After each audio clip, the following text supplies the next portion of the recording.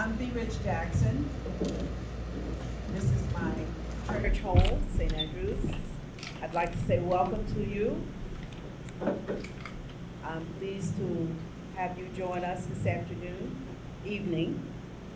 And I'm not a person of many words, so I'm grateful that you're here, that you have chosen our place to have your interfaith meeting.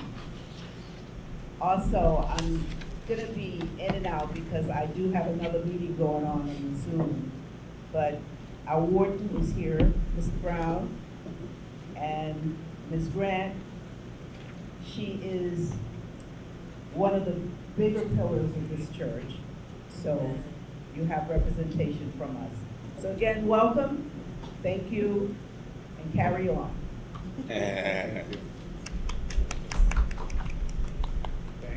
Thank you.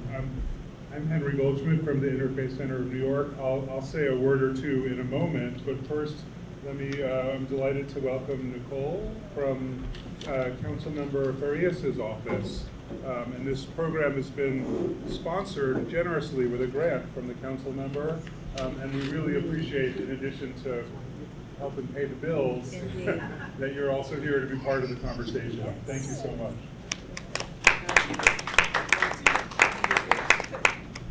Hello, everybody. How are you today? Great. Great. That's good to hear. So, as I was introduced before, my name is Nicole. I'm the community liaison for Councilmember Amanda Farías' office. We're actually right in front of the church, and we're constantly monitored Friday 9 to 5, serving this community with our best. Today, I'm here to give you a quick message from our office. I do want to start saying thank you for being here today. Your presence speaks a lot of volumes, not just about your concern for our community, but about your commitment to something deeper, which is healing, justice, and hope for our community and those who need it. Tonight, I want to speak very plainly. Gun violence isn't just a policy issue, it's a public health issue, and it's a moral issue. And like any crisis that cuts deep, the solution must go deeper than headlines or legislations. It must start in the heart of our community. Councilmember is committed to our community, and so is her office. In District 18, we wish to build peace, not through fear or force, but by lifting up the quiet, consistent work of those who show up every single day. Our faith leaders, our violence interrupters, our educators. These are the people doing the hard work of prevention, relief, and hope. Faith and community healers aren't just responders after the fact. They are protectors at the front line of prevention. They are the ones who listen, who walk beside the families that are in grief, who build bridges where others have burned them. This work is deeply personal for too many in our neighborhoods. Gun violence is not only a headline, it's a hole in the family table. It's a trauma that lingers, and it's the strength of communities who, despite their pain, continue to care for one another. That's why gatherings like this is how we build trust, by showing up. This is how we strengthen, by caring, by listening, and by investing in human beings. Not just policies, not just headlines. This is how we create lasting change. So once again, thank you so much for being here, and our office is right there for you. Thank you once again. Thank you so much.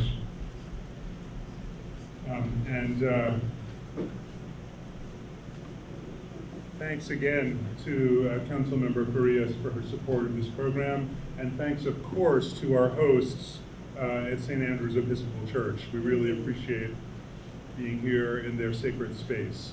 And Frank, I see the community room in the back of the church as just as much of a sacred space as the sanctuary in the front of the church. This is where the work often happens, as I hope it will tonight. I'm Henry Goldschmidt. I'm the Director of Programs at the Interfaith Center of New York, and I just want to say a word or two, and then I hope we can all join in a prayer or two before I turn things over to my colleague Danielle Williams, who will moderate this evening's panel.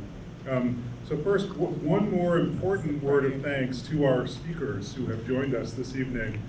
You have their bios in the handout, and Danielle will introduce them all, and we'll hear from them all in great detail.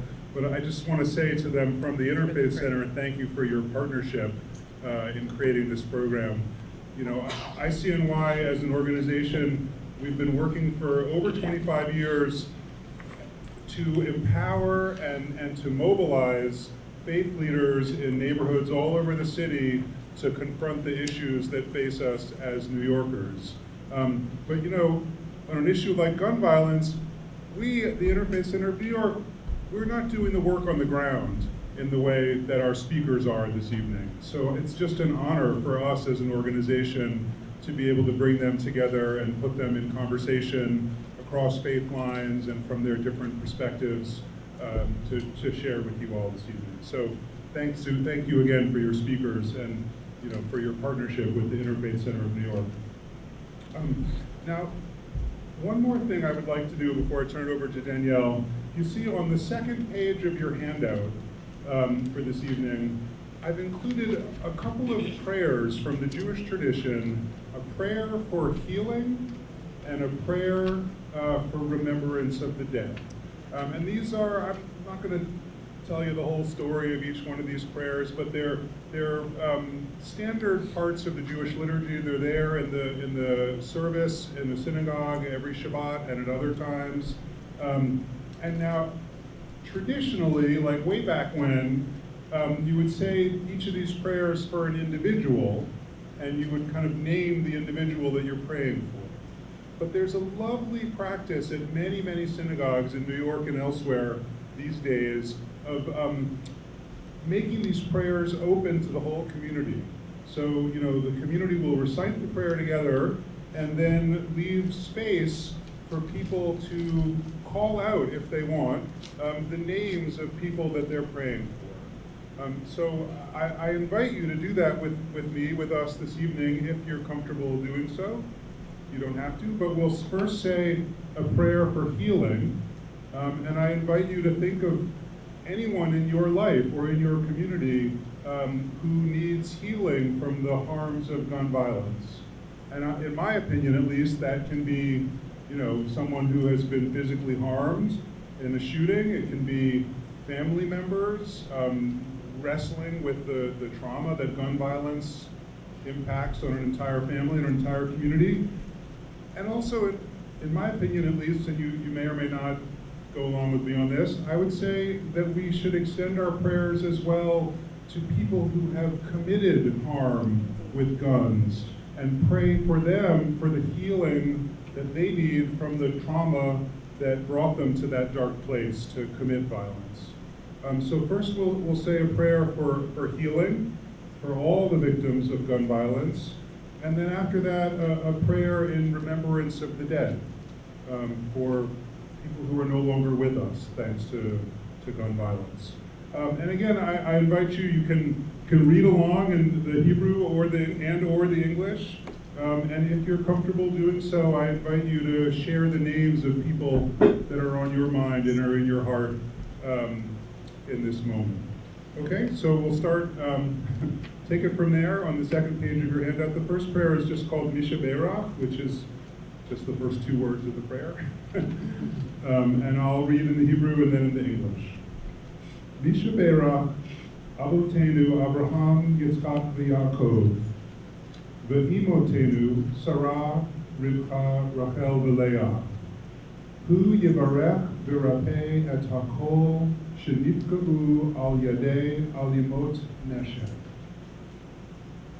May the one who blessed our ancestors, the patriarchs, Abraham, Isaac, and Jacob, the matriarchs, Sarah, Rebecca, Rachel, and Leah, bless and heal all those who have been harmed by gun violence. And here again, I'll invite you to call out the names of people that are on your mind, on your heart, or if you would rather not call them out loud, just keep them in your mind and your heart.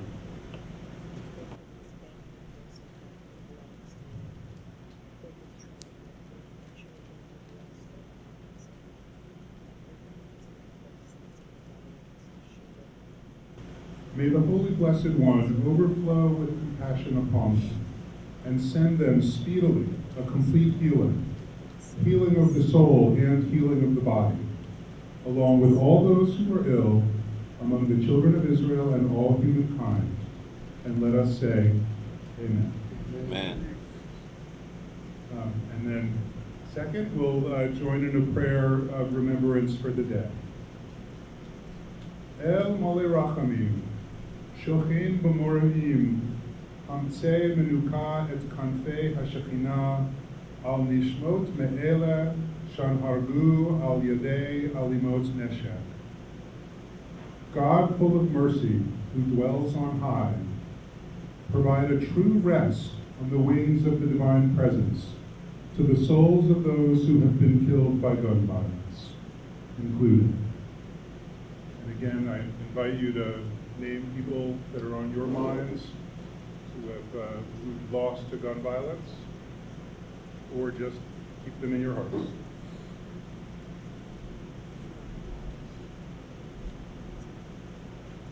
We beseech the Merciful One to shade them forever with divine wings and to bind up their souls in the bonds of life. The Lord is their heritage, and they shall rest peacefully in his bed. And let us say, Amen. Amen. Thank you all. And with that, let me turn it to my colleague, Danielle Williams, who will introduce our panel and get us rolling. Thank you, Danielle. Good evening, everybody. Good evening. Thank you for coming out. My name is Danielle Williams, and I'm with the Interfaith Center of New York. I'm a practitioner of Ifa Orisha tradition, and I come with 35 years of Baptist and some COGIC experience. So throughout my faith journey and my faith-based organizing journey, I've witnessed the role that faith plays in transformation. In particular, transformation when it comes to preventing, intervening, and stopping the violence in our community. So I'm really excited to have this esteemed group of faith leaders who are working on the ground, who are building bridges across sectors to make our community safe. And I gotta give a shout out to the Bronx. I attended the march a couple weeks ago, and I was so taken aback because you had Save Our Streets, Release the Grip, SUV, Stand Up to Violence, BRAG, all of these organizations and faith leaders working together. As one of my friends says, teamwork makes the dream work. So I just want to give kudos to that. And so I'm ready for us to get started today. So we have we're going to have some discussion, we're going to have some reflection, and then towards the end of the program, we're going to have Q&As, comments, and questions from the audience. All right, so if you have any questions or things come up, just save it towards the end, and then we'll get about 30 minutes of that. So I am, here we go. So our first question tonight, I'm going to ask our panelists to please introduce yourself and the work that you do. What called you to engage in peace building, violence intervention, and or restorative justice? So I'll pass the mic. All right, here we go. Good evening, everyone. First of all, let me thank the Interfaith Center of New York, Dr. Goldschmidt, and of course Danielle for inviting us here tonight, and for all of you that have gathered here, and especially my esteemed panelists on tonight. My name is Pastor Chiquita Sr., and I'm the pastor of the Miracle. Thank you, I got my chair set. All right, Dan, you good? I'm the pastor of the Miracle Revival Fellowship Tabernacle Church of God in Christ. And I know it says co-pastor on here, but tomorrow actually makes 2 years that my mother, who co-pastored with me, passed away. So it's kind of a mixed emotion day for me. But we merged our churches, Miracle Revival Temple and Fellowship Tabernacle Church of God in Christ, in September of last year. So I've actually been a pastor for 28 years. I've been pastoring in the Bronx Fellowship Tabernacle, and for the last 16 years at Miracle Revival Temple. we was considered one church in 2 locations, but again, as of September, we've merged our churches together. I'm also the clergy liaison for the 49th Precinct for the past 25 years, and I'm the president of the Clergy Council of the 49th Precinct for the past 21 years. I serve also as an executive member of the Clergy Coalition of the 44th Precinct over the past 27 years. And I'm also a spiritual advisor to our Bronx District Attorney, Darcel Clark, and our Borough President, Vanessa Gibson. I'm also the Civic and Urban Affairs Chairman. I want to thank God for one of my colleagues that serves with me on my board there at the Church of God in Christ, Pastor Kevin Jones from Brooklyn, who is well knowledgeable on this subject and should actually be up here in the panel himself tonight. I'm on the Civic and Urban Affairs Department of Eastern New York, First Jurisdiction, and also I'm the Superintendent of Churches of the Bishop William Robertson District in the Church of God in Christ. And what really have gotten me involved in this subject matter, because I think somebody talked about it earlier, when we look at gun violence, we look at it as it being a disease, an epidemic. So I'm also the Director of Community Outreach for Jacoby Hospital, Stand Up to Violence. What have really got me involved, for the last 31 years, I've done over 4,000 eulogies. That's kind of what got me started in ministry. And having to eulogize and sit with parents who have lost their loved ones due to gun violences, and Pastor Jones is another one that does it in Brooklyn. But I often say this, and this is kind of my mantra that I've been blessed to say, and often say, when a husband loses a wife, he's called a widower. When a wife loses a husband, she's called a widow. When children that have lost their parents are called orphans. But there's no name that you'll find in the dictionary for when parents loses their children except pain. Too many times I've sat with mothers and having to console and to comfort through Christ, giving them the word of Christ, and to sit with those mothers and fathers that have lost their children to gun violence. And it's an epidemic, and I'm glad that we're having this conversation tonight, because I think if we can come out of here tonight with some type of solutions, would be the best things that we could ever do. So I'm grateful to be a part of this panel, so thank you. Thank you so much, Pastor Gooding. My name is Chiquita Williams. I am a consultant, a social justice educator, and a restorative circle keeper. I'm originally from South Carolina. I'm the Gullah-Geechee people of South Carolina. Moved to New York City in 1982 at the tender age of 5, when the Bronx was literally on fire, and am myself a survivor of gun violence, of multiple forms of violence, and grew up in a neighborhood, Highbridge section of the Bronx, that was rife with gun violence and multiple forms of violence. I feel deeply called to the work of peace building because of my faith. I am Muslim American, and I speak as a Muslim and not an Islamic scholar. I think it's important to make the distinction. I'm not a scholar, but I do speak from the perspective of being Muslim and growing up Muslim in the Bronx. I often say that I began my career in violence interruption and peace building in the 6th grade when a friend of mine was sexually assaulted by another classmate, and I was the person who stood up for her and went to school officials and made sure that she was supported and got justice. And have been moving in that direction ever since. When I grew up in a family that was Muslim, but felt called to Islam personally for myself as a 15-year-old. Read the translation of the Quran cover to cover for the first time in 1993. And that year, that was the summer of 93, and in September of 93, an organization called Educators for Social Responsibility, which is now the Morningside Center for Teaching Social Responsibility, which some of you may be familiar with, came to my school and created a conflict resolution peer mediation program. And I was like, I'm in.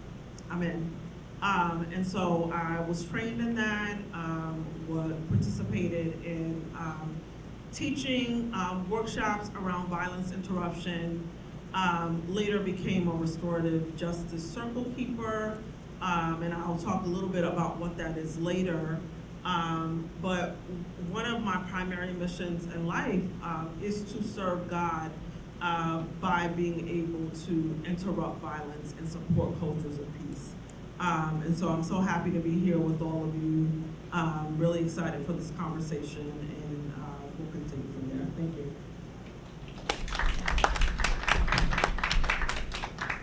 Wonderful evening, everyone. I generally start off by saying great day, great people. I do feel like it's an honor to sit amongst many.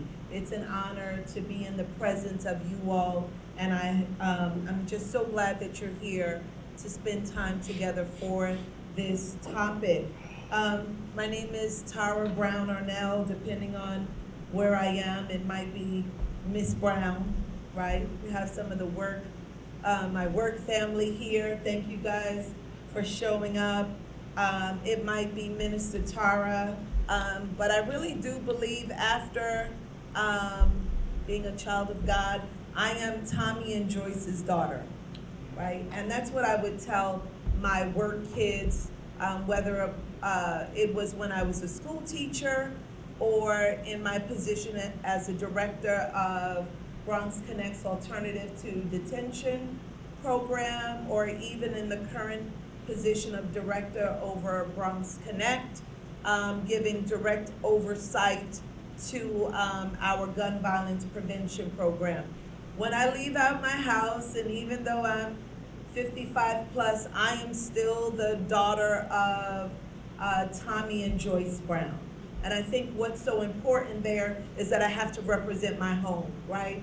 We all represent something, and my home had such an influence on my brother and I, and we always say that we weren't scared of getting spankings, because my mom really wasn't a major spanker, but you know, you made the appropriate screams at the appropriate times to let her know that she was doing a great job. You know, I didn't get a beating, but we did get spankings. And we said as adults that it wasn't that we were afraid, had that fear of our parents, but we were afraid of disappointing our parents. And it was amazing that we both came to that conclusion together after both of our parents had passed. And so introduce myself in the work. I'm the director of BronxConnect, and we're a social justice arm of the organization that is called Urban Youth Alliance. And Urban Youth Alliance is a faith-based organization that started when a young Christian Latino gentleman who attended NYU had a desire for individuals of the Christian faith at his campus at NYU during the 70s. I was not a part of the group at that time, of the organization at that time, but where he wanted just students to come together, share their faith in school. And it didn't matter if they were Baptist or Church of God in Christ or Pentecostal. He just wanted them to come together. And so I was a part of that type group, Seekers Christian Fellowships, as a college student at John Jay. And that's how I became familiar with the organization of Urban Youth Alliance. And as I shared, BronxConnect is their social justice arm. And in that, under that umbrella is our gun violence prevention program, RTG. Somebody has on an RTG shirt over there, you can wave. There is our Alternative to Detention and Alternative to Incarceration program. There's our reentry program. There is our wonderful conflict mediation and facilitation program. And I'm sure there's so much more under that. But as an undergrad at John Jay, I had a minor in dispute resolution, right? That was my minor. And my major was in, I forgot, because deviant behavior in social control, right? So it had to do with the behaviors of people, a lot of sociology. How do people get to where they are? Is it nurture or nature, right? Are they born a particular way, or did their environment influence their behaviors? And so I just kind of grew up kind of in church. I didn't come to faith on my own. Like I say, it was what my family did, but as an individual, I made a choice at the age of 18. And how did I get here? I just believe that my mom and my family, they were servants. You know, my grandmother did the soup kitchen in the church, so on Sunday morning, you know, those folks in the church would kind of stumble in who had an exciting night the night before, you know what I'm talking about. My mom was the youth leader in the neighborhood, although she didn't have the title. I remember getting a knock at my door one day, and I said, "Hi, who are you?" Like, to this little kid, "Who are you?" And he goes, "My name is Elliot. Miss Joyce told my mother that I could come and spend the day here." I'm like, "Mom, you have a guest," right? Because she was just a part of the welcoming committee in the projects. I'm a NYCHA baby. You know, they think about what good can come from the projects. There's amazing things and amazing people, and this sense of you belong to everyone. So I believe that my heart, or how did I get started in this work, was just this thought of accountability, this thought of caring, and this thought of helping other people. And that bridge was formed when I began to do alternative to detention work. And one of the things, and I'm passing the mic, that made us successful is this thought that you treat every kid like they're your own. Right? You treat every kid like they're your own. And like my team is like, "Ms. Brown, you will stop everywhere." So I could be in Harlem, I could be in the Bronx, and people are stopping me, right? Because when you care about people, you're good. When you care about people, they sense that, and they make me feel like a rock star, but I'm just a servant, right? And I do think that's why we're gathered here today, because we all want to serve. We all want our communities to be whole and great and peaceful, right? Can we snap it up if you agree with that? Just to keep us awake and just to see if you agree. That's my teacher experience, you know, make the kids do something together. And that's how I kind of started work in this work of peace and restorative justice and social justice. And thank you for listening. Bless you.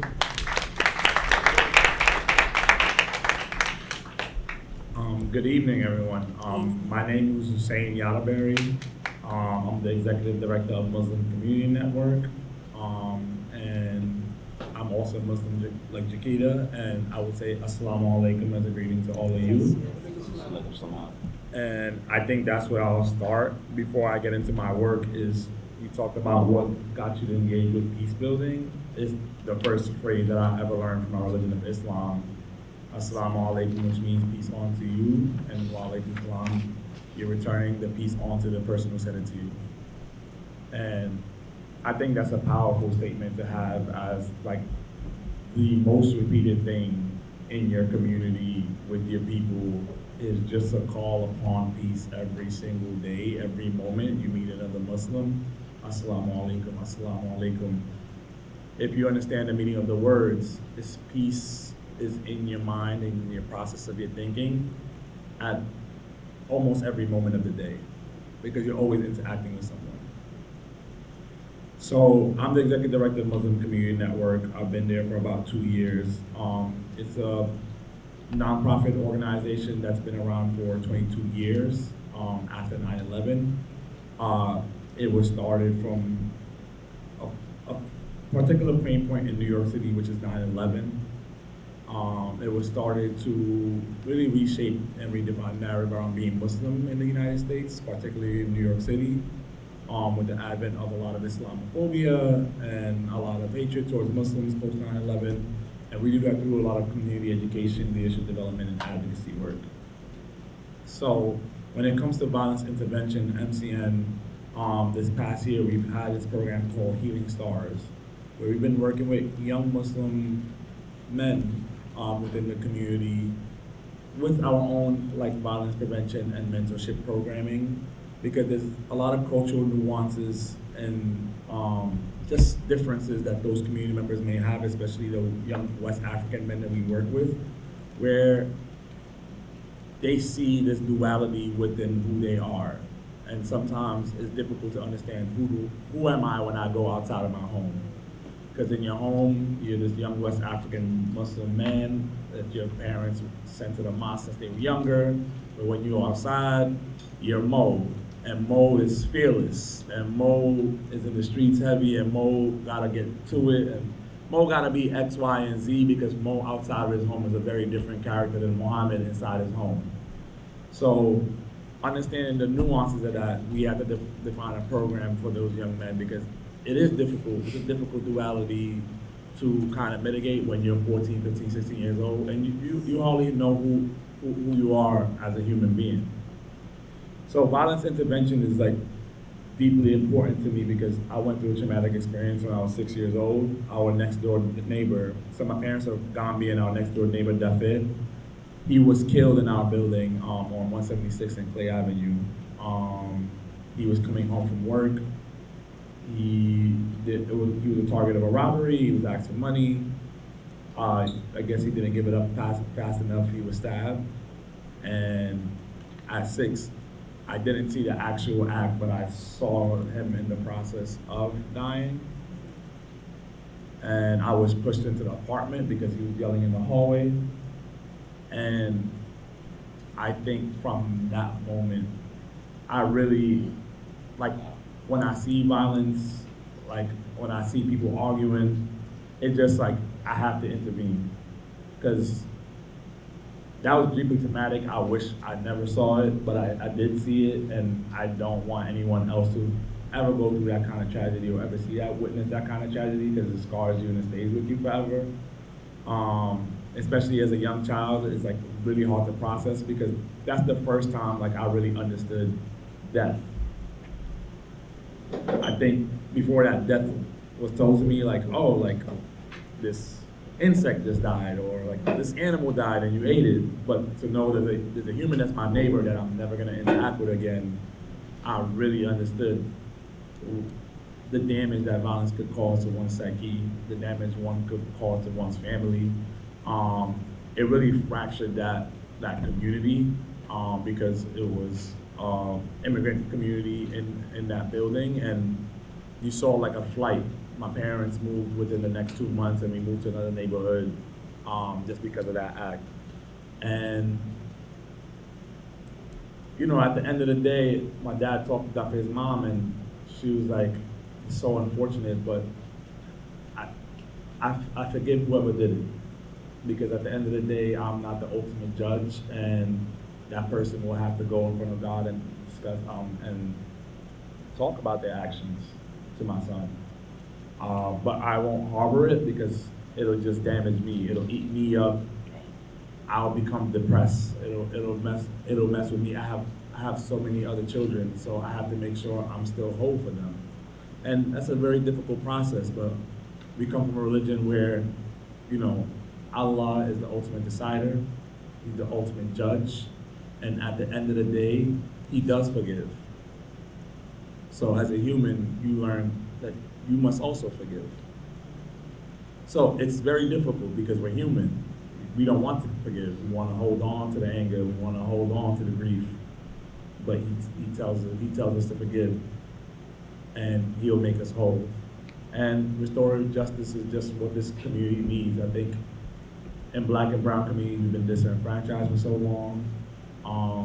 We've been pit against each other. That crab in the barrel mentality is just spread so far through our community. And we do have to spread a lot of love and a lot of peace to each other. We do have to forgive when the moment comes where like you have that moment of anger and you wanna act out in a physical way, and you just have to like hold yourself, but then you also have to teach that to the younger generation that's to come. But thank you. Thank you everyone for sharing your heart, for sharing what brought you into this work. It's not always an easy thing to discuss. So now I want to go into our next question so we can explore what are some of the faith-based tools that you all utilize or have seen to build peace. And so what teachings, values, or practices from your faith tradition support your peace-building work in the community? Second part of the question, how does your faith tradition address systemic injustices, whether it's lack of investment, poverty, racism, or environmental inequities that also contribute to violence? And so for us to get through all the questions, I'll just kindly ask you to try to keep within 4 minutes. I know it's a lot. Might have to say 3. Yeah. Start at 3. 4 minutes is hard for this question. Yeah. So I will definitely say, from my perspective as a Muslim, I want to focus on 3 core values. One is truth-telling. The second is conflict resolution and peacekeeping among the people. And now I'm blanking out completely. Justice, bearing witness to justice, even if it is against yourself. And so a lot of folks don't know that dispute resolution, conflict resolution, and building peace between families, between community members, and between oppositional parties are a core part of Islamic teachings and beliefs. Before Prophet Muhammad, peace be upon him, was chosen as the final messenger of God, he actually was a conflict resolution keeper within his community. Everybody came to him, and he was known as the truthful. He was known as the person who people can come to who would be honest, who would operate with integrity, and who would give a just resolution to an issue that people were dealing with, whether it was a dispute over money, a dispute over business, a dispute over things that were happening within the community. And so that is a core part of Islamic teachings and something that I bring to my work. In terms of justice, there is a core focus on being deeply honest about root causes of violence and of a myriad of issues such as poverty, racism, inequity. We have an entire system called zakat, which is about fundamental redistribution of wealth. People who have more means are required to give at least 2.5% of their income every year to the poor, to redistribute that wealth to the poor, to make sure that no one is going without. So that's very important in Islam. And I think that the truth-telling piece is so core, and I'm gonna ask folks to raise their hands. When we think about this issue of gun violence, how many of you know of a gun manufacturer that's located in the Bronx? Raise your hand. How many of you know of Black and brown folks who are the CEOs or head of gun manufacturers in the tri-state area? All right. So when we're talking about this issue of gun violence and truth-telling and root causes, it's our folks who are being sent up to Rikers, it's our folks who are being sent upstate to become part of the population of these places upstate, and they get federal funding and they get census numbers because our folks are being sent upstate.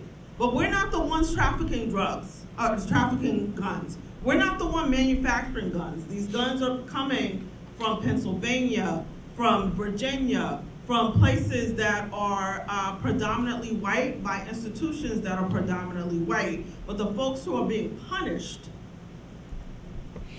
are young people in our neighborhoods, right? And so we have to get real about that. We have to get real about the ways that the system is already manufactured against us.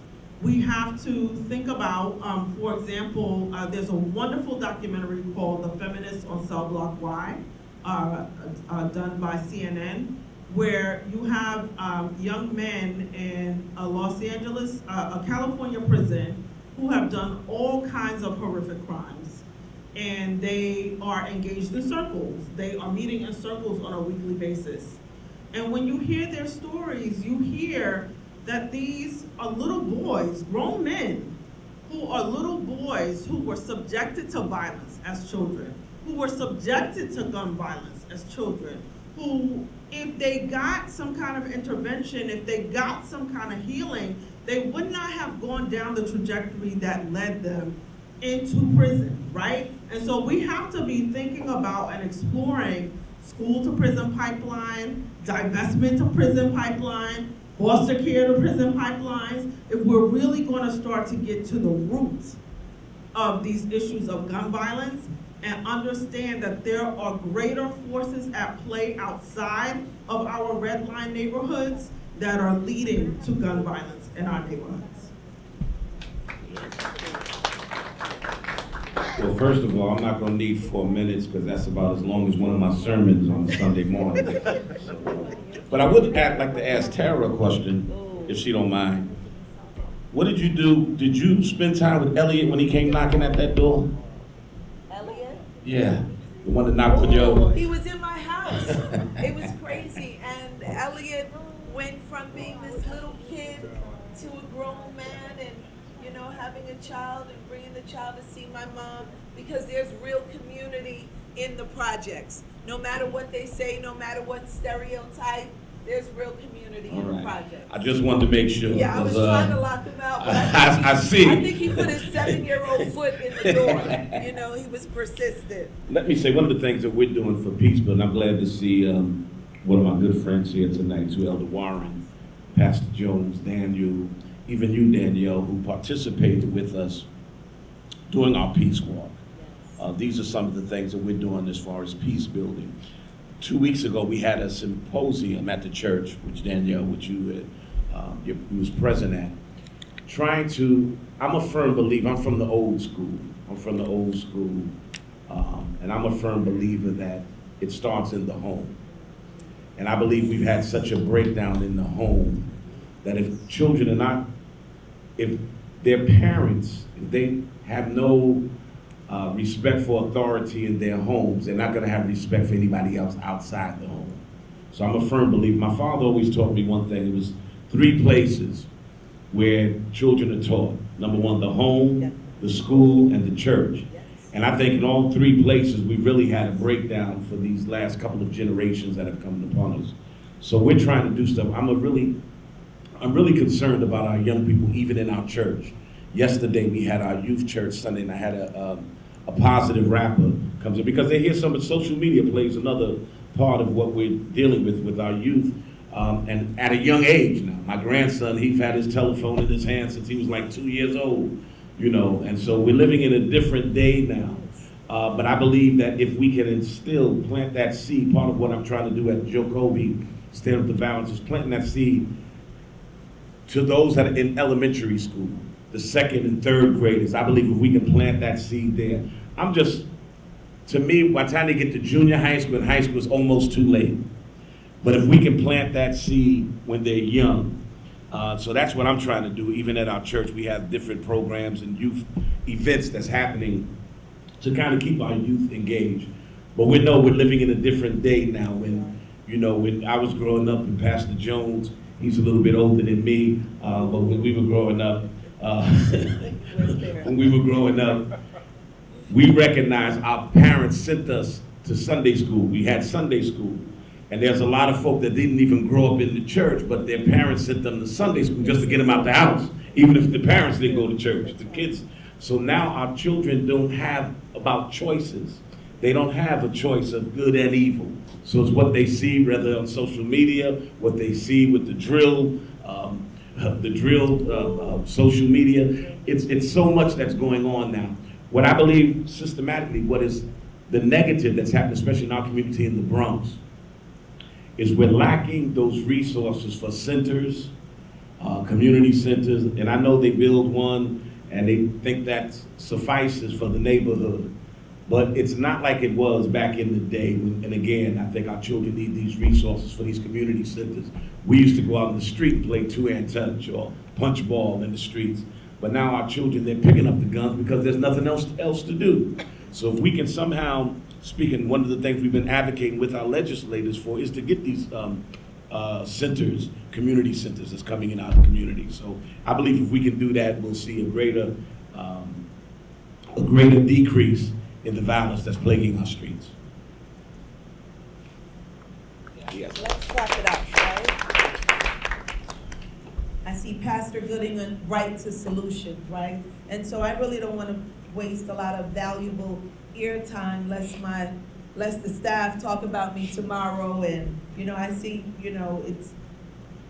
today is Monday and it's been a long day already. But I am going to jump in there. What teachings, values, and practices from your faith tradition support your peace-building work in the community? Number one, within the organization, we have three words that lead our work, and it's love, action, and redemption. And I'm just going to jump in there really quickly. Number one, love, right? To be kind and to be forgiving and to prefer someone else more than yourself, to look out for someone else. Those are the words that the statement of love, that action word of love is a word within the Christian faith that causes us to speak to the practice of peace building in our community. Action. You cannot be, I believe, part of any faith, right, and not act upon what you believe. That's right. Because, the Bible would say faith without works is dead. Right? You're just talking a good talk. So I think this thought of action, this thought of calling people, this thought of being in the community and looking out for people, this thought of making yourself approachable so that if somebody has a problem or a situation, they would consider you as someone to go to. And the expectation as faith leaders and as a minister within the Christian faith is that we would do something, right? Because you go to people who you expect has the ability, has the heart, or even the mindset and resources to do something. So I think for all of us, there has to be an action that encompasses our work of peace building, whether you're employed to do this, whether you have the unction by your faith to do it, or whether you're just a normal human being with neighbors and families and friends, we must act. And then I think this thought of redemption, it seems like a heavy word, right? And this word of redemption speaks to everyone can change. Everyone is valuable. And we laugh and we say within the Christian faith, if you emptied out some of the pulpits in New York City, many of the pulpits would be empty, right? Because we have pastors and ministers who have a background of where they were justice involved, right? And seeing them, knowing who they were then, and seeing the work and who they are now, not only makes them credible, but it speaks to God's power in this act of redemption, that we can be redeemed. And so it's a compliment when people see who you were and they shake their heads, and then they see what we're doing and who we are now. So within the Christian faith, this thought of redemption is valuable. I'm going to speed along, and I do want to touch on what my sister Chiquita said, and she was talking about really the disparity between the haves and the have-nots, and powerful and the powerless. And You know, when we think about, in the 80s, I was in high school, right? And so we look at the disparity of sentencing, that if somebody got caught with cocaine versus someone getting caught with crack, right, the sentence would be different based on, you know, because cocaine was considered the rich man's drug, and coke probably even less than the amount of cocaine that would be held, right? They would get more of a sentence, the crack holder. And so I do believe next, what effects, and as we look at how does your faith tradition address systematic injustices, number one, in our workplace, all the kids are our kids.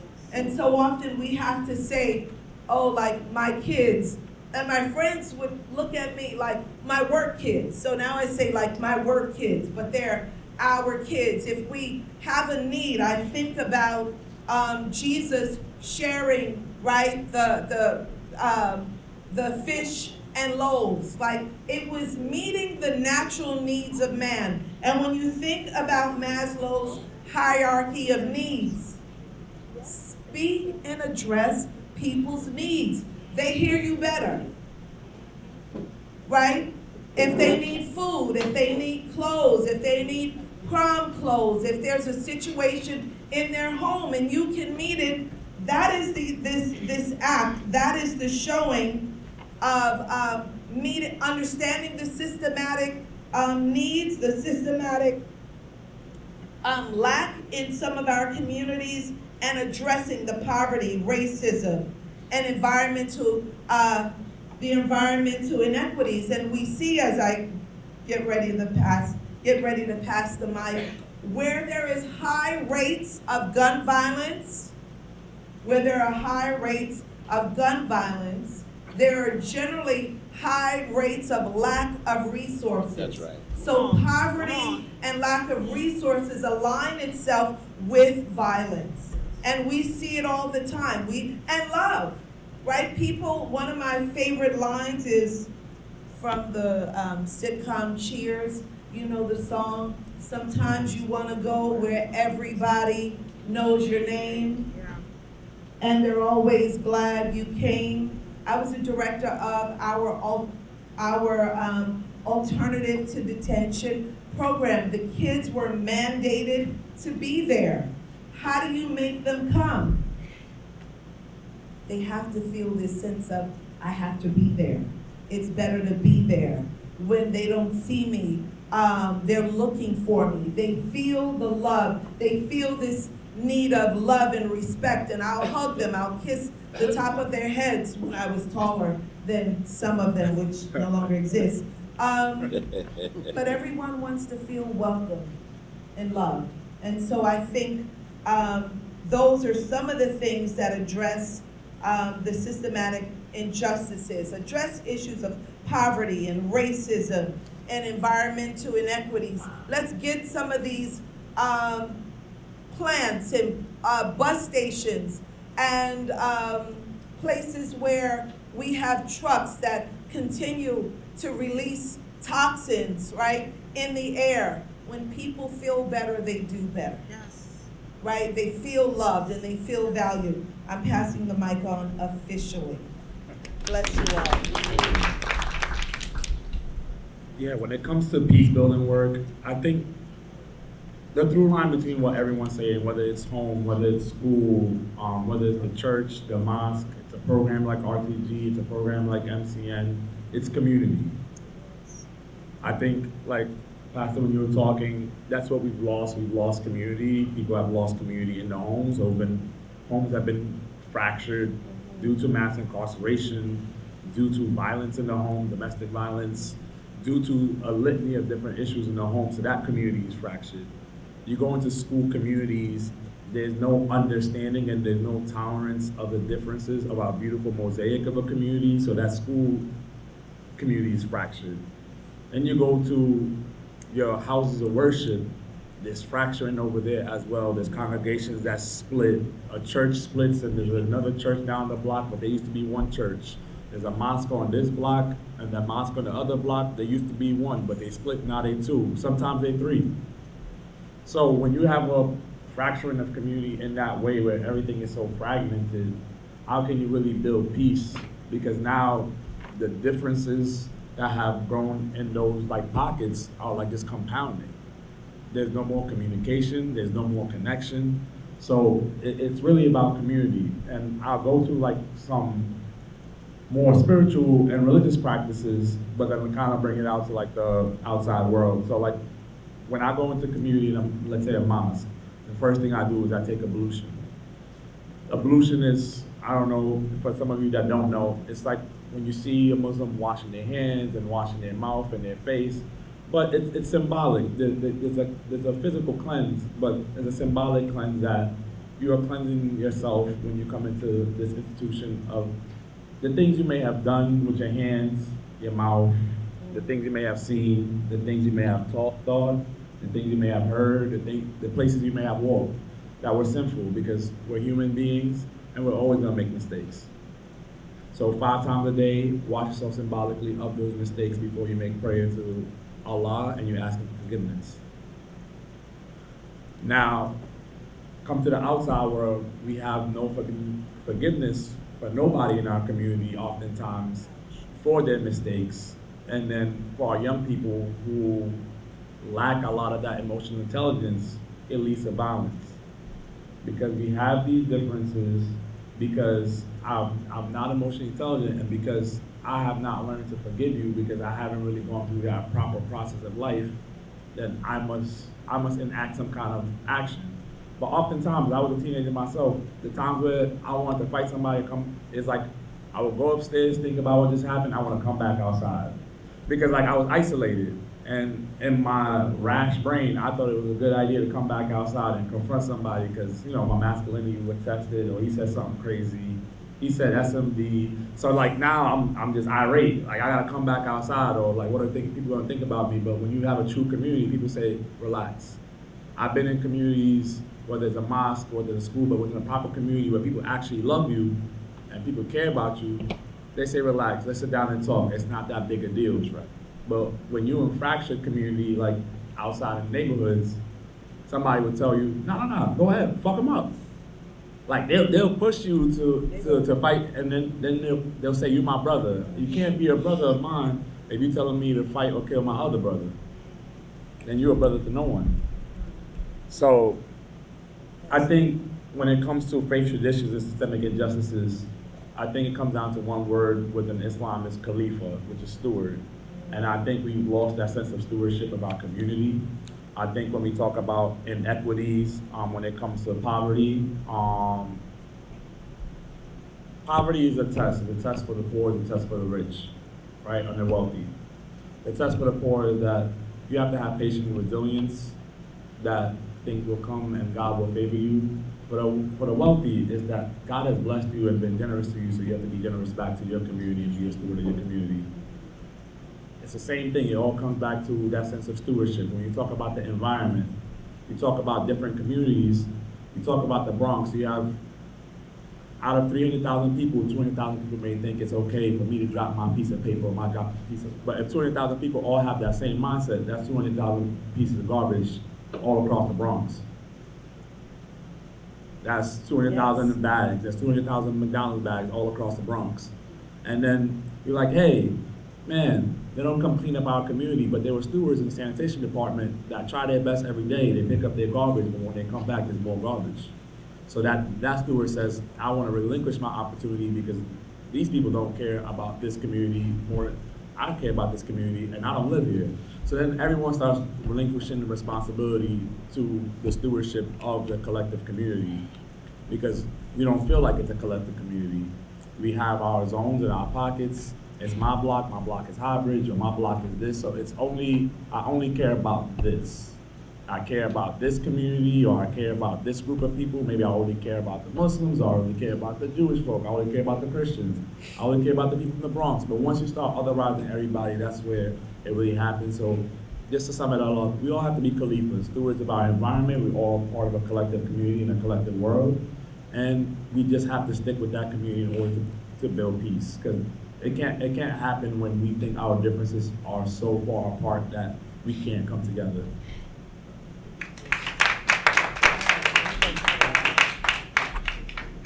So now we're gonna explore engaging youth spiritually. So I have 2 questions, and you can pick one. Alright? Oh, So one, I know it's a lot. I think we need 4 hours, honestly, because it's a lot of wisdom being shared here tonight.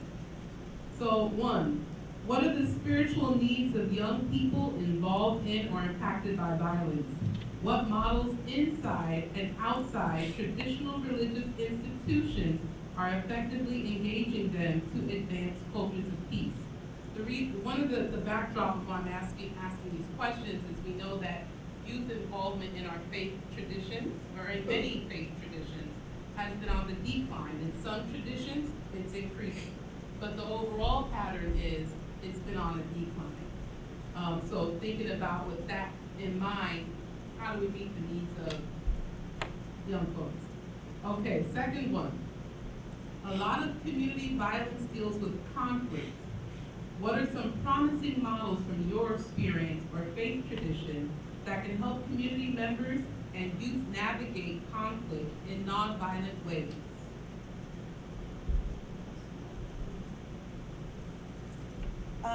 In a quick ponderance of the question, what are the spiritual needs of young people involved in or impacted by violence? The word that came to me was security, right, or acceptance. And the Lord's Prayer begins, Our Father, right, who art in heaven, blessed, hallowed be your name. I chose security because indeed during these times, we are talking about homes that seemingly have a real breakdown, right? And I think that shakes young people's sense of security. My parents are married, they divorced, my dad was still involved.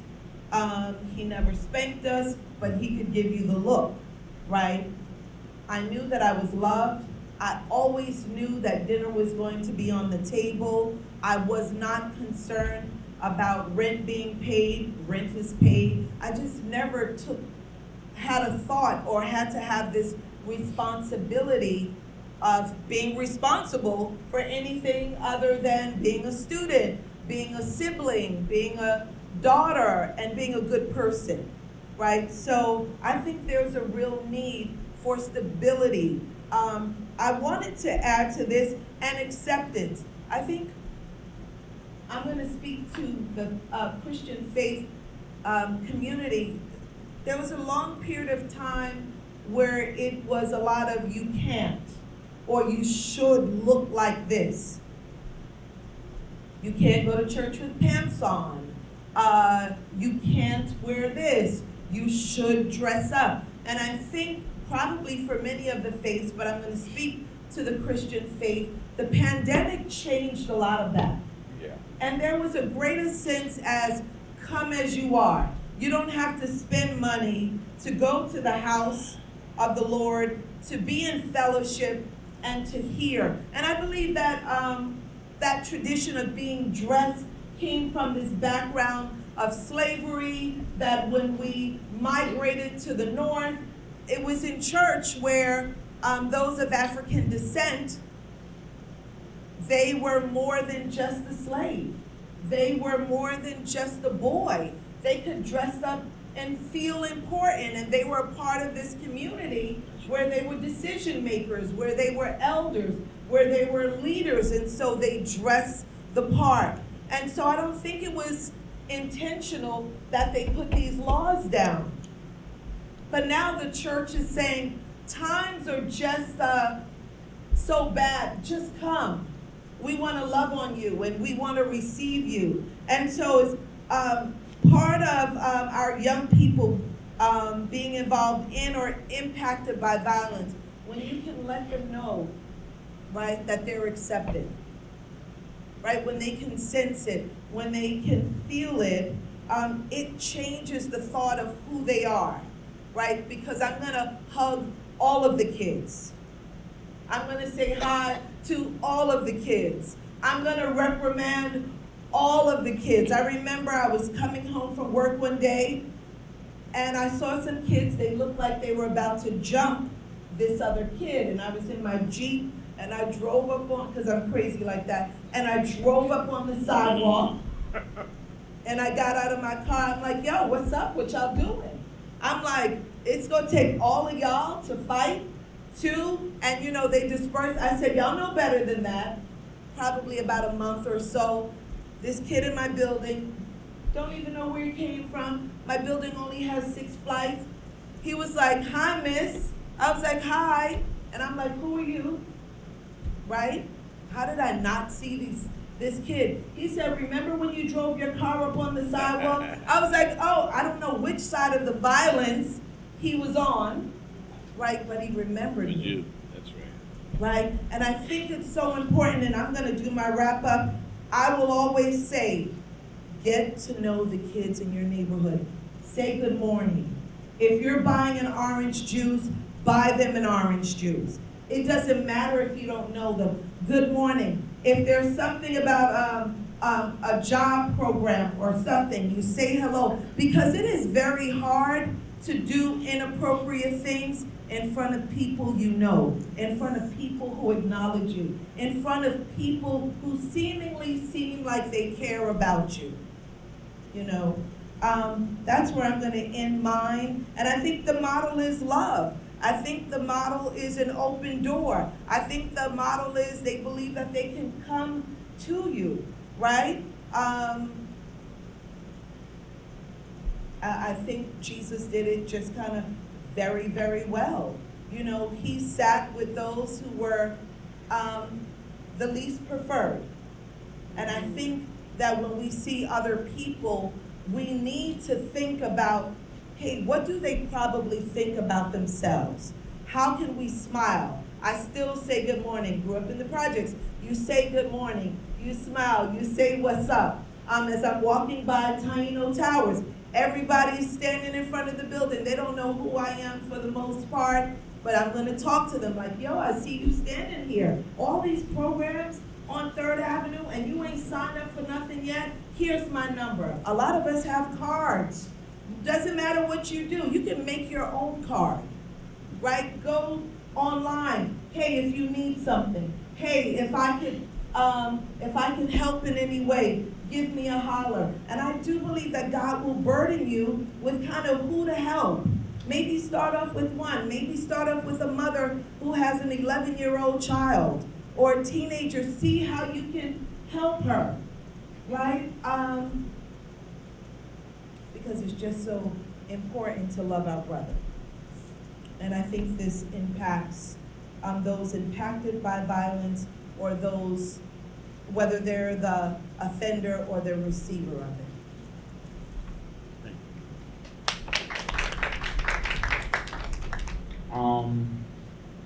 The spiritual needs of young people, I would say, one of them is gonna sound very practical, the other one will sound like a lot more, but it'll be forgiveness and then also effective communication. So I'll start with forgiveness in the sense that whether you're the survivor or the aggressor, forgiveness just needs to be spread all around. The person that may be a survivor, one has to forgive themselves. Oftentimes survivors of violence often feel like they are the reason that this happened. Whether it's a woman in a home of domestic violence, whether it's someone in the street that was impacted by gun violence or street violence, regardless, the person feels like, I put myself in this position. Maybe I was too weak. Or maybe I triggered this person and I'm the cause of them enacting that sense of violence. That person that enacted the violence, after the fact, after they've gone through a lot of therapy and process and counseling, they have to learn to forgive themselves in order to find ways to give back to their community and make amends. So there's forgiveness in that sense. There's forgiveness from community to said person, there's forgiveness from survivor to aggressor, but the act of forgiveness has to be modeled from young. I say that because I grew up in an environment in a community where, like I said earlier, we didn't come from homes where our parents always modeled forgiveness in the right way. So when you went outside and you were with other young people, you didn't model forgiveness in the right way. I'll give you the perfect example. I grew up in a household where both my parents loved me to death. My mom showed forgiveness and more so how I communicate forgiveness now as opposed to my dad's forgiveness, which was, I'm gonna tighten you up, and when you don't do it again, that means like we're good. But like there was never really a conversation. I think the first time we really had conversations about why I'm being punished about something was in high school. Too little, too late. Multiple fights and like arguments and ways later of like not showing forgiveness or forgiving in the right way. If I had to put a number to it, let's just say I had 10 fights in my adolescence. Maybe 2 of them was like something where I actually felt like I was in danger, but 8 of them was over some BS. It was something that could have been like resolved through proper conversation, but that's why I said something practical, also effective communication. I think when you come from like a world of religious background, you believe in whatever text that you believe in, the Torah, the Quran, the Bible, whatever your text is, that it's the perfect book and it's the most effective communication of how you should be as a human being in life. And when you don't truly understand or comprehend, and I think that's a part of like the educational system is like, we don't know how to comprehend, we don't know how to communicate. It makes it difficult to actually solve dilemmas with words. If I go to an underprivileged school and I'm reading at a 4th grade reading level and somebody's out there and they're talking at me and I feel like they're talking at me and I have no more words left in order to kind of talk back at them, I'm gonna punch them. And like that was like, and like that's like literally a start of every black boy and like black girl's like childhood is like very traumatic, but it's just like you just kind of like lose words because you don't even know what to say next. So you say the most disrespectful thing next, and then you do the most disrespectful thing next afterwards. It's usually like you say disrespectful action leading to that. So I just think we need to model these things well in our community, but it starts with our households. I think that's said it best. It starts from the home. I think definitely like my dad, he's a better communicator now because we have like younger siblings, and like you saw him soften up, and like you saw him like with his grandchildren, like he softened up over time. But it just took for him seeing, like talking to us as adults, like some of that was crazy. And he's like, yeah, but it made you great. But it's like, yo, like there's a lot of stories you will never know because, like as a young man, you just kind of hide the stuff that's going on from the home. But it's like a lot of that stuff would have been avoided if like forgiveness and effective communication was modeled properly. So I could also model it within my friend group and potentially have been a leader instead of like, being a follower.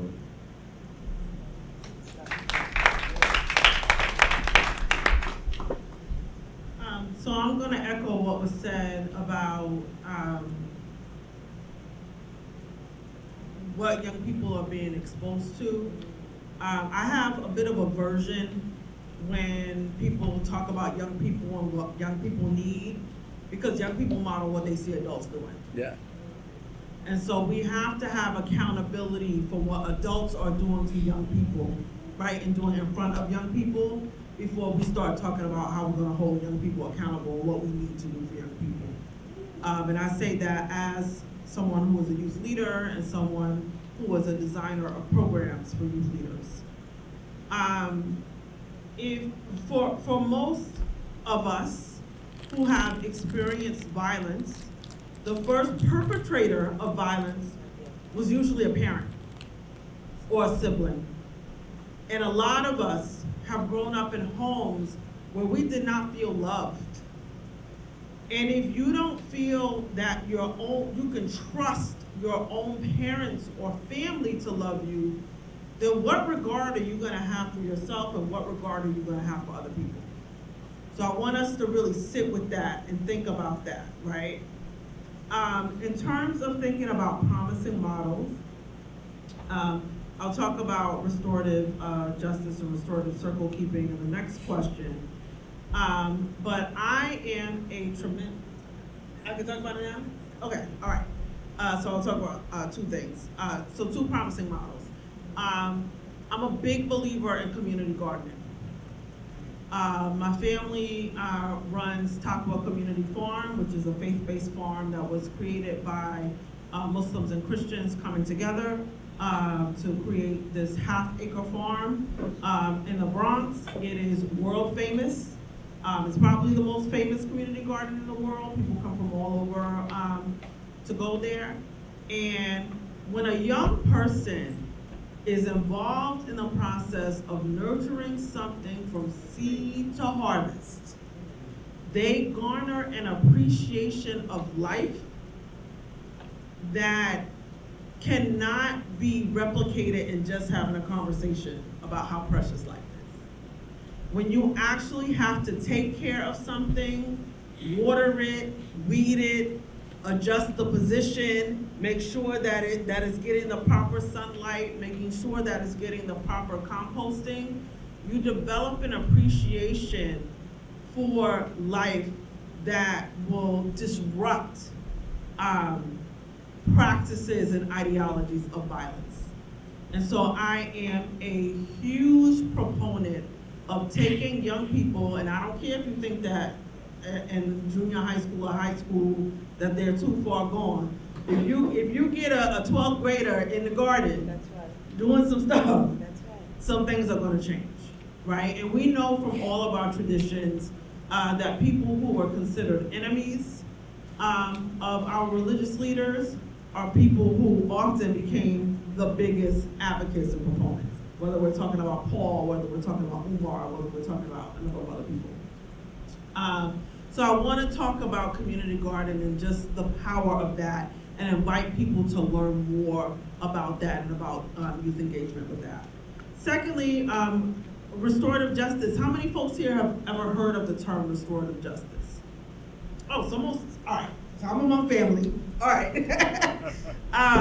So obviously, there are two levels to restorative circle keeping. The first level is the community building, right? A lot of young people are hurting.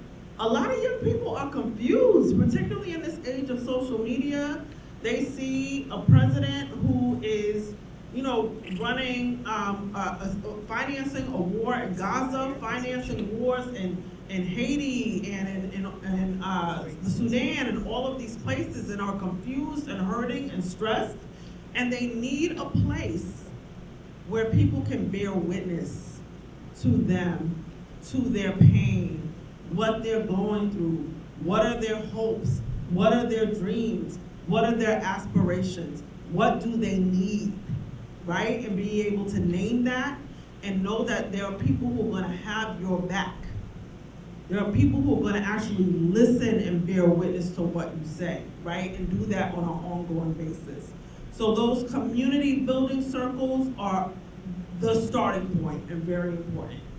Then when conflict arises, when actual instances of violence may have arisen, then there's the opportunity to do a harm intervention circle, which is a level 2, level 3 circle, and it's important to get trained in all of the levels if you're gonna do it. Don't go do harm building circles if you've never done it before. You gotta get trained in how to do that responsibly.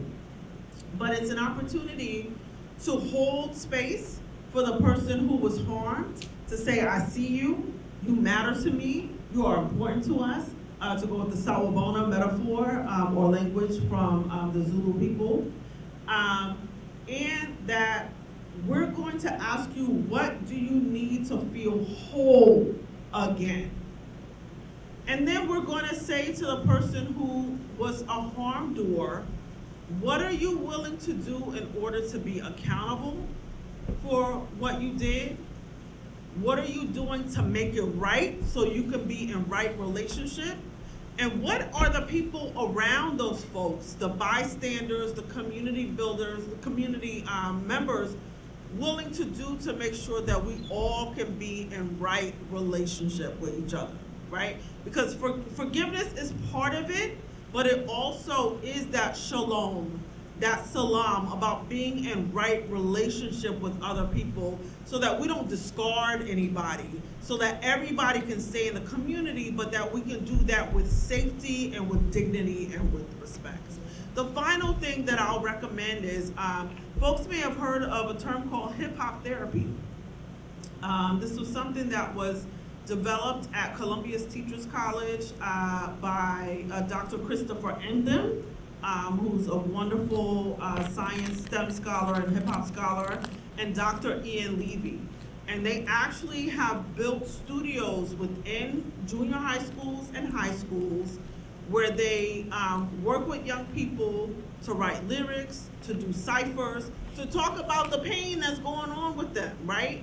And use a medium that they're all familiar with. Hip hop is the most popular genre in the world, right? And our young people, this is the language that they speak.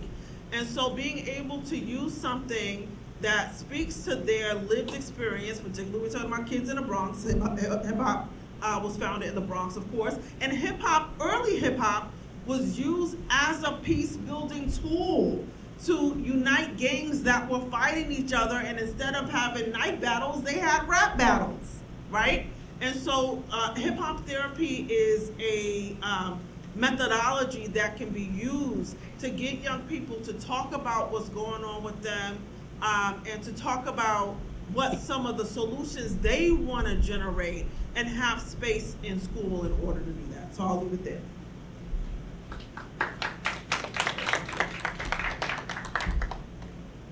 The spiritual needs of young people involved or impacted by violence. I want to piggyback on what my sister Tara said.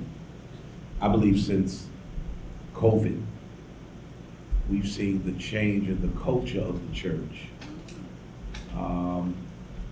Pastor Jones and I, former bishop, the late Bishop James Gaylord, he preached a message that revolutionized my life. He preached a message titled Outside the Walls, or Outside the Gate. And he talked about when Peter and John went up to the temple at the hour of prayer. Many times I think we in the church have missed it because we're so concerned about the inside of the sanctuary that we're never concerned about the outside of the sanctuary. That's one of the reasons I say myself, you don't see me a lot in a whole bunch of collars.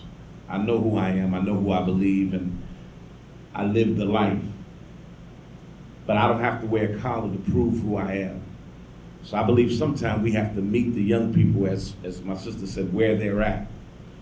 And I believe if there's ever been a time when the church need to come outside the walls, now is the time. Elder Warren have joined us, and we have done walks through Eastchester Gardens. Danielle do a Hope Day in going back to NYCHA where they do. We had a basketball tournament. And I believe as our young people see us, these are the things when they see us that we're just regular people, rather than being so holy, holier than thou folk. When they see us being able to be able to attract them and to be attractive to them. I believe that's how we are able to meet spiritual needs, but not only that, also effectively engage them to advance that culture of peace.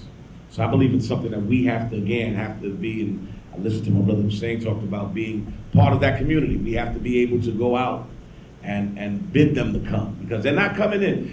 You know, years ago they used to come into the church. The drunk used to come into the church. Now they're not coming in no more. I know I'm old enough to remember some people that were literally drunk and got saved in the church. You know, now as the church, we have to go outside the walls. And I believe as long as we are going outside the walls, that's how we can engage them. And I believe our young people can see us outside the church.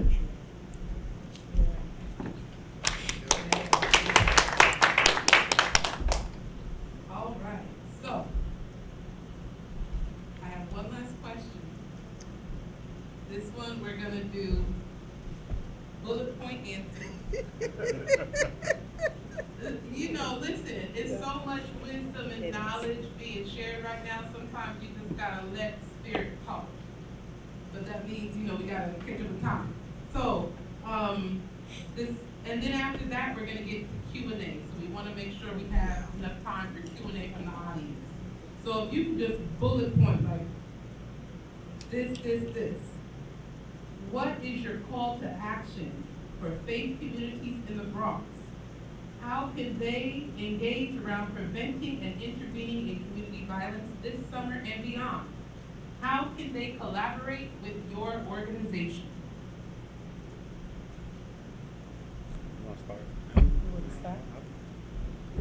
Invest in youth leaders. The best people to reach young people are other young people. So invest in youth leadership. I'm gonna be doing, I believe we're kicking off this fall, an interfaith cohort for folks who wanna learn about restorative circles and restorative justice. I'm gonna be providing a 2-day training and then subsequent monthly trainings to practice, a practicum. So if folks are interested in that, then you can contact me and you can get in touch with the Interfaith Center to be able to do that. Just being outside the walls, just being involved in community, letting the community see us out there. And I believe that as we become more visible to the community, that's one of the ways, I think that's a call to action for us, just being visible, hands-on, being able that people can see us, that they can feel us, that they can touch us. And I'll just add, because I saw your poster on Facebook, that's how I got to March. So when you see clergy who are posting different flyers and things like that, come outside. Stay outside. Can I just add something to that? Because, you know, you preaching to the choir now. And one of the things, being as a president of a clergy council, and I'm grateful now with our 4-9, we have a few, but for so many years, one of the pleas I've been trying to make with the clergy is to come outside the walls. But it seems like sometimes our clergy, they're more afraid than the members to come outside the walls. So I think if we can kind of engage, and I think it's very important, again, I'm grateful for this conversation tonight, because if clergy, and I know here we talking, the ones I'm seeing these faces, I know some familiar faces that's in here tonight, you know, you're doing the groundwork, boots on the ground. But if we can engage our pastors, the leaders to come outside the wall, that's one of the toughest jobs as a clergy leader that I've had over 27 years. And then one last thing, if you're a parishioner and your pastor or your imam or your Babalawo is not Come on. outside, talk to them. That's right. Tell them, hey, it's time to come outside. That's it. Wow, they were so quick that I'm taking about an extra 90 seconds, right? They were just so on point. So number one, I am gonna agree that we should post, right? Number one, yes, post. Post what you're doing as an organization, as a church. I'm gonna say, yes, go outside, but not just for service, right? That's right. Give out ICs. This is something that is non-intimidating, right? You know, you can buy like a little Italian IC bucket yourself and maybe just play some light music or some whatever music that was being played here earlier, and some wonderful youthful gospel music to draw folks in. You give out ICs, right? You give out cotton candy, something that is low end. You give out sandwiches, regular sandwiches, right? Remember those sandwiches? 2 pieces of bread, mayo, maybe 1 slice of cheese, and if it's a good day, you know, a piece of meat and a half, or a piece of cheese and a half. You know, these kind of very common sense things that says, I'm a part. Hey, why not say on this day you're holding a basketball game? You know, all welcome to come, and you roll it. You know, every 15 minutes, that's a new game. It is non-intimidating. It lets folks know that they can show up really just as they are, and then you can invite them, and guess what? You might have to do that again and again and again. That's right. And on one of those times, you know, they might feel that, yes, I can come in there. Let indeed folks see that you're chill, right? And I do think that we have to talk to some of us and some of the saints sometimes. Chill out. Absolutely. Right? Absolutely. Chill out. Go easy. Those who do better, like I'm the assigned minister to deal with challenging people from the street, people who ask for money in the street, people who might look like they have mental health issues from the street. I have been assigned because I'm gonna move appropriately and I feel comfortable. So you know those in your congregation who might feel comfortable, then why not say, hey, I would like for you to, and let the other congregants know, hey, this is our goal. We want those who come in, yes, there's gonna be order, but once I give you the nod, then do something. But other than that, chill out and let's trust God. I also want to share, talking about what we can do, have parent groups. Yes. Right, Yes. right. And guess what? Zoom and Teams still work. I do think that we have to utilize some of the technology, but also some of the things that we did during COVID to communicate. Parents need help. Like, you're welcome. Parents group, every is, right? Once a week, every other week, every third, it's the summer. So young might need to do it every other week. How do we go into community? Do something that your community identifies with. 90 minutes of free play, right? What the structure of your building really helps you to program. What can you do? And I comment on parent groups. I'm also going to comment as we talk about, we set it up here, the offender and possibly the victim. We can't forget that sometimes some of us may have been the offender. Yes. And not always in violence. There's a wraparound service that that's part of the crisis management system, which is the city's gun violence prevention program. And RISE, they not only meet the needs and support the victim, but they support the possible offender, right? Because they also need help. Why are they offending? And so we can't put people in a box and say, I'm gonna help this group because they appear to be innocent. And I'm not going to help this person because they're the offender. There's a lot of offenders out here on so many levels. How do we help them? Because I'm really sure that it is not their desire to offend or do what they do. How do you help them find jobs? Just some of those basic things, meeting basic needs. Doors will open where we can also help to, I saw our sister do the shift. So she said, pass the mic on. How do we make sure that everyone is covered and everyone is welcome? We are creative people. Some of the things that we're doing in the building, we might be able to also do outside. What if you play chess outside? Checkers. We're not talking about having a whole service. But yes, you can say, can I pray for you? Maybe 90 minutes before service. Hey, or an hour before service. Hey, service starts at 11. Feel free to come in. Oh, don't worry about it. You can come in just the way you are, right? Let's be creative. And our kids are creative people. So maybe even ask them, give them an opportunity, have an open mic and ask the community, how can we serve you? Imagine that, asking those in your community, how can we serve you better? What might we be able to do to invite you or make you feel welcome to walk into the building? I'm going to pass the mic on. And last but not least, I always tell my team, do pop-up tables and make flyers, put them up, let the kids design them. Just your basic paint or sip and paint, not alcohol, sip and paint, but something so that your community can get involved, so that they can have fun, so that if they transfer into the building, they will feel like they've connected on some level, right? Yes.